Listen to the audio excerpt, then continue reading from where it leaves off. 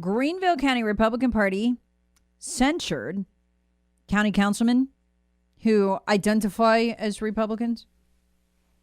Butch Kervin, Joey Russo, Michael Barnes, Elizabeth Seaman, Daniel Tripp, and Chris Harrison.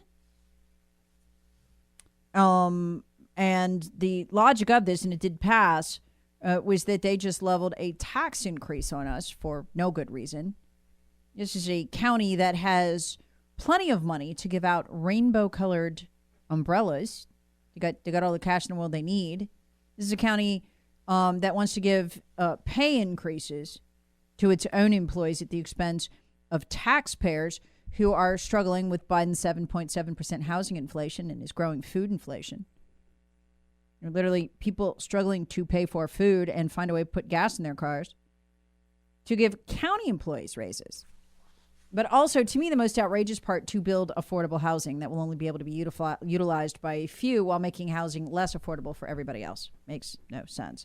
So I wanted to call out those who were censured by the Republican Party.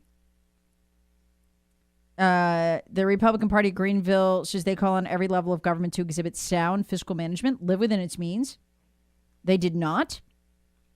They say county taxpayers were already being stunted by Bidenomics and economic uncertainty. And the above council members were elected as Republicans to implement fiscal responsibility, which is in Article V of the South Carolina GOP platform. They violated that, according to the GOP and the censure. And the above mentioned council members voted for a $785 million budget with a millage increase. They broke their pledge to uphold the South Carolina GOP platform by needlessly raising taxes on the people of Greenville County on June 23rd, 2023. Again, that is censured by the Republican Party, called out for what they did. Butch Kervin, Joey Russo, Michael Barnes, Elizabeth Seaman, Daniel Tripp, and Chris Harrison. So make note of that. That's on the internet, so you can pull it down. Yeah, the local party trying to hold their elected officials accountable. Yeah, absolutely. To the platform, yeah. And that was not a necessary tax increase. I explained at the time, I did the math on it. When, we have a tax increase almost every year here because the real estate market's on fire. And so as your home is worth more, the taxes on it go up, right? So it's, we haven't had a tax increase in decades. We have. We have a tax increase every year. The only way to not have a tax increase is for our property values to remain the same.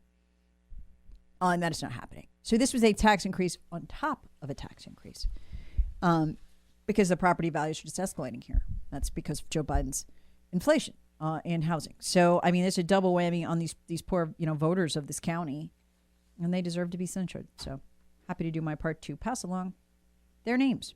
You can check out the Greenville County GOP website if you want to make sure you don't vote for one of these suckers. And they are suckers. They fell for this. There was no reason to do this.